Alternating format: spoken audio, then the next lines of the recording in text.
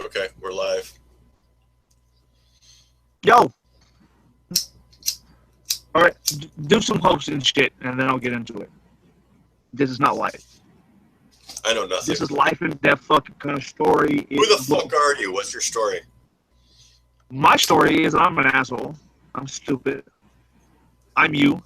I'm every man. I am every man's decisions.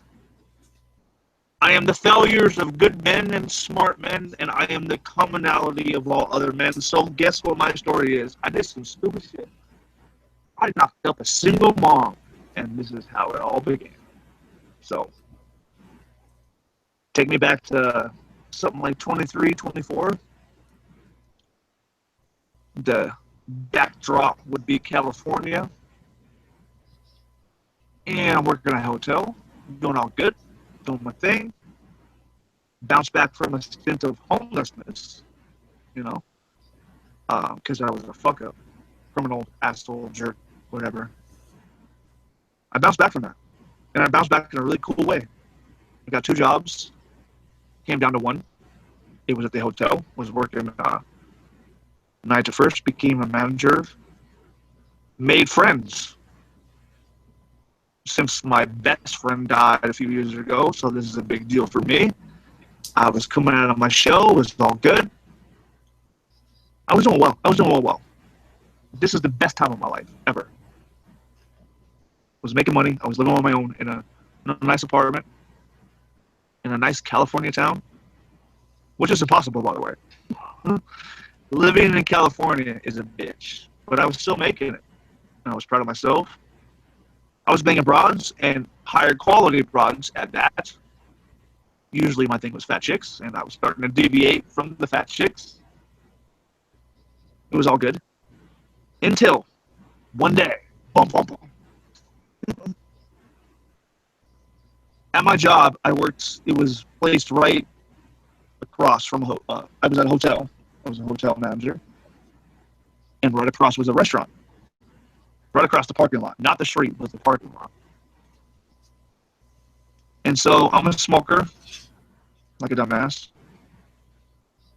Every time I went out to smoke, I noticed this other broad, obviously white trashy kind of broad. Went out to smoke at the same time. She kept giving me the looks while I was smoking. At the time, I was quite arrogant because I was banging all kinds of trash. Thought I was a man. Give her eye back. We got a rapport. We started talking. Before you know it, she's telling me like, "Oh, it was so disappointing the last time I fucked a younger guy because he just didn't do it for me." So that's a game.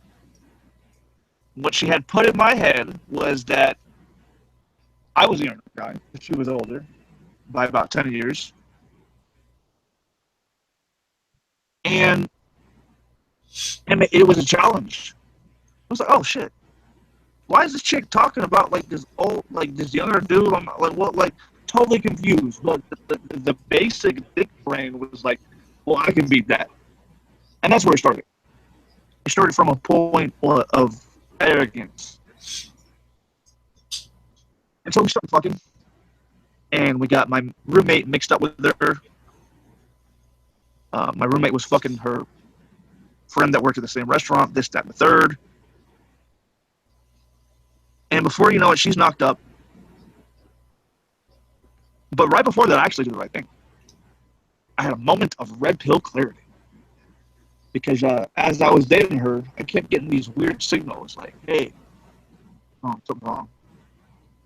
I'm a single mom. Where's the kids? Boom. Here's my place. Why are you on a mattress? A piss fucked up mattress with piled up clothes in a small room in someone else's house. Boom. Red flag. That red flag was like, yo, I don't want no part of it. Broke up with her. All good. Probably the first time I broke up with anybody straight up ever. Before that, I never directly broke up with one woman. Ever. Honestly. I didn't want her feelings. So, with this one, that fucking bed, something about that fucking bed in the random room, in a random house, in this random Californian town just struck me. And so I broke up with her. Everything was all good for a while.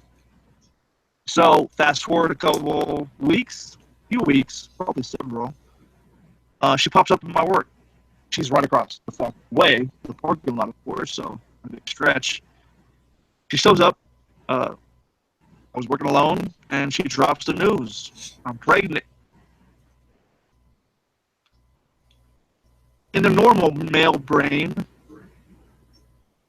there's a lot of excitement, fear, a variety of emotions. In my brain, my daddy issues hit, and it was all about redemption. So, just a year before any of this, I had met my real father for the first time in my whole life. Saw him for who and what he was and walked away. Went my own way. I could make a whole fucking series on that one single event. The meeting of the boy with the father. But it's irrelevant. It's just, he asked me to buy him lunch.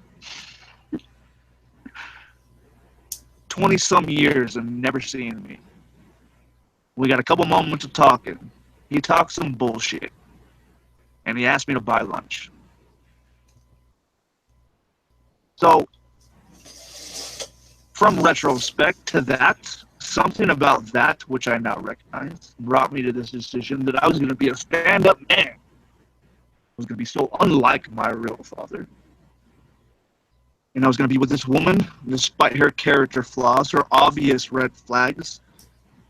And I was going to go for it. I'm going to do some real shit. I'm going to be a father, and I'm going to be the best goddamn father there ever was. And I tried. And I tried into the next stage of reality. And the next stage of reality was learning all about her and her family. Learned some things. Got to know more about her. Learned some things. And I learned a lot about the reality of her being a human being, woman, who was very flawed, very damaged, and very hurt. She was an addict that, in such a way that you can't really she was fucked up. More fucked up than me. More fucked up than my dumb ass working in a hotel. And I couldn't handle it. I just couldn't. I checked out. Started playing video games. I started getting more and more information about how bad she was. I got pieces of information like that. She lost a couple kids before she hooked up with me. The first kid she lost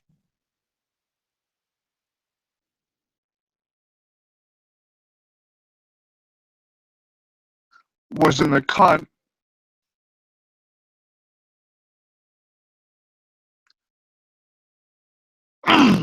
was in the it was in the context of her driving under the influence of narcotics. She was with her child, a young boy at the time, her first child.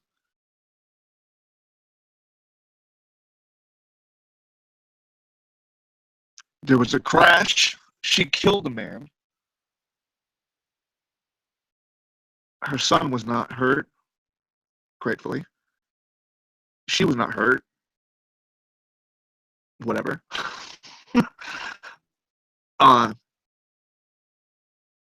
She went through a bit of a trial and whatnot of that, but it didn't come to anything, as we can all expect. She was sent to programs, not prison. Her second child, see, almost doxed myself. Her second child was a little girl, and the last straw for that dude was the little girl, about 2 or 3, got into her narcotics, her cute little off beige, red, yellow, whatever the fuck you call a vial. Thought it was candy and almost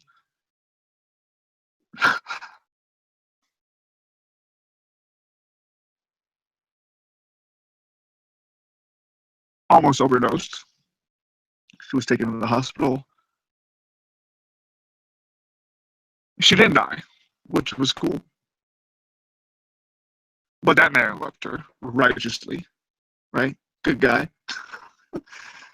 Uh, I'm learning these things as this woman is pregnant.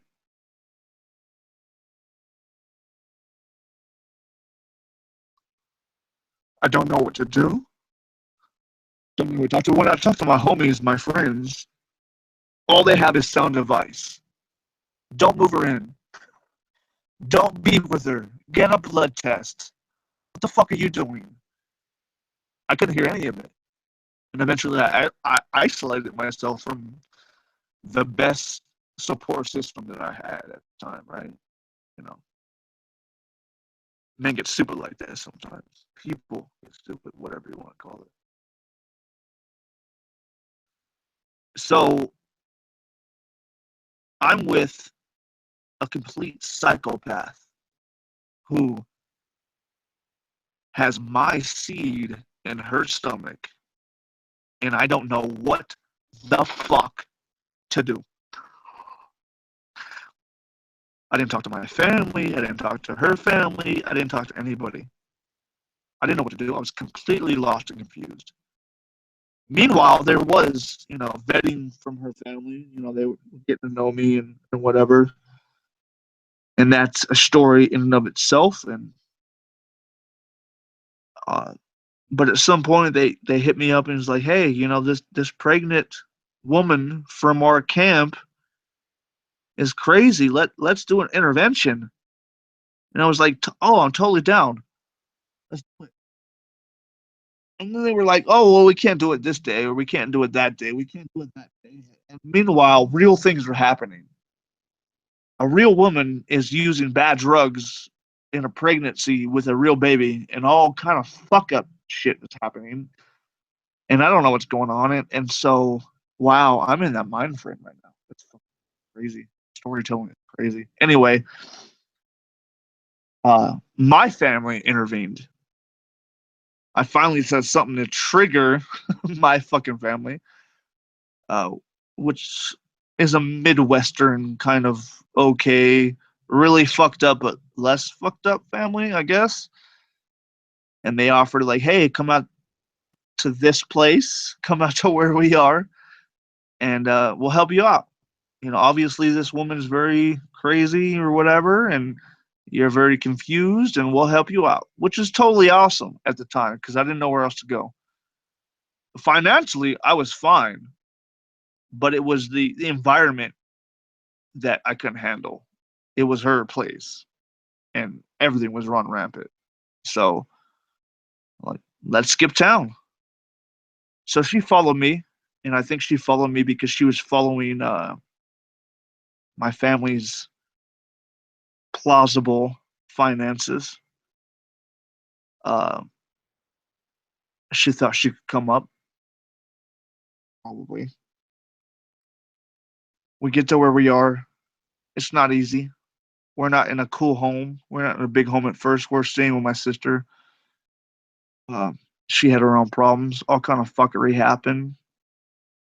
At some point, I realized 15 months of fuckery. I finally saw the woman for who she was. I called my family up and said, I gotta leave this bitch. They helped me. We gave her an ultimatum to go into a drug treatment program. She went in. And then the hard part happened. I didn't love her. Didn't want to be with her. I loved this child no matter what it was, who it was. I pleaded to my family to help. I got some help. Combined with my money and their money. Put a lot of fucking money into the fucking system. We got a lawyer. We got a case. And it was still hard. This woman lost 2 kids. Such a history of who she was as just being at least a bad parent, if not a bad person. We had a fight. There was money thrown up and fights, and her absence, which won us, her absence won it. I probably wouldn't be where I am today. And it's weird because recounting this story, and I've written it down too, and the writing down part was brutal because a lot of this is on me and will always be on me and my decision making. And I'm not a victim. So it's brutal. I gotta look and evaluate who I am. And guess who does that? Guess who fucking evaluates and looks at who they are? That's an open answer. So I'm in this situation. I get the verdict, this piece of paper that defines me as a father, right? Defines me as a father. A very happy moment. After that point, she just disappeared. Totally bounced. And then the next chapter of my life starts, which is the next chapter. It has nothing to do with this. So, how I became a single father is summed up in this way. I was an ordinary young man, full of energy and ambition, doing okay. And I put my dick in the wrong woman at the wrong time. Does that make me a victim? No. Makes me a victim of my own poor choices. I could have avoided everything. It's not to say that I do not love or like my daughter, but I do realize that both her and myself could have had such a better life if I had made better decisions. And I want men to know that when you're in that situation with that hot to trot broad, that this is the fucking stakes. You can be a single father to a troubled child for the rest of your life. It's not from 1 to 18. It's from that moment to forever and beyond. It becomes a part of you. If you neglect it, it's still a part of you. Then you are the guy that fucking left his kids. There's no escaping the reality. I don't feel superior by being a stand up guy. I have my own hang ups. I'm proud of what I did for some reasons. I hate myself for not seeing signs. I don't know how to feel about my own story. My own story isn't left to my judgment. I think part of me thinks, or actually, part of me knows that my story will never be left to my judgment. It's up to everybody else. It needs to be told. It's a fucking cautionary tale. All I did was put my dick in the wrong woman. She gave me attention. Right? That's all it took. Didn't know who she was. Happened to be a 3-time loser. Didn't know that. It didn't matter the time when I put my dick in her, right?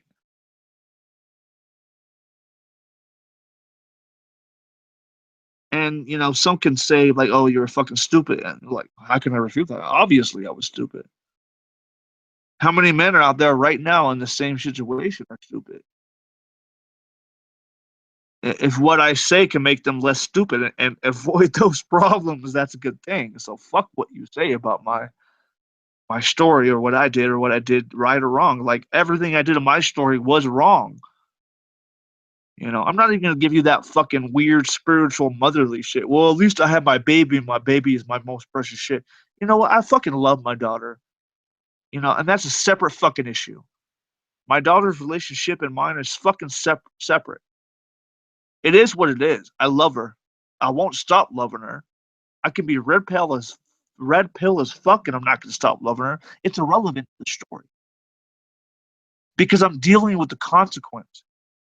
Is she a consequence? Kinda. And actually, no, she fucking is. She is a consequence. Is she a delightful consequence? I guess you want to get fucking fruity about it. But I love her. It is what it is. And this is the only point of contention single mothers come up with. I made a mistake and I had the best decision of my life. I had my son or my daughter, and they give me meaning. I didn't need this sort of meaning. I feel as a disservice to my daughter sometimes because I didn't grow up enough before I had her. I realize these things. I have to overcompensate for them. I have to develop myself in certain ways to be a good dad. Meanwhile, we got mothers that did nothing wrong. And when they did fuck up and they had a bastard seed, it's all good. For no reason, apparently, because of blah and woo woo and all that bullshit. Like, I'm not on that level. I fucking love my girl. You come in my area and threaten, of course, my protective side, you're going to get dealt with and dealt with quick. That's not the point of it. It's not about bravado and protection. I love my daughter, but my daughter ultimately is a consequence of choices. And I could have had a different life.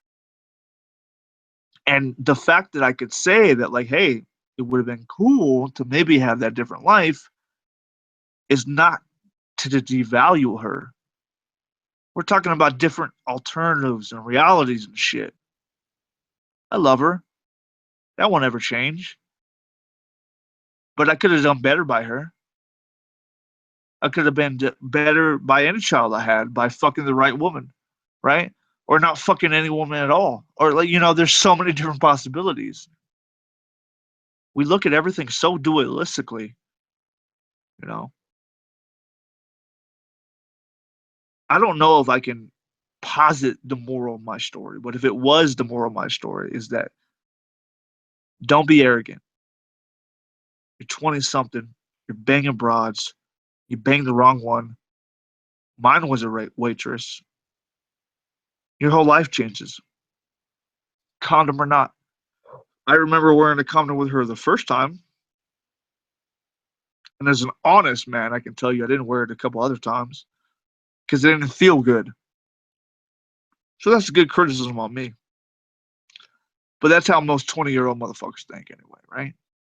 It doesn't feel good. Doesn't matter what we teach them. If it doesn't feel good, they ain't gonna do it. But maybe knowledge can do something else. Maybe a story like mine can help. And that's that. I'm done. Legend, cut it off.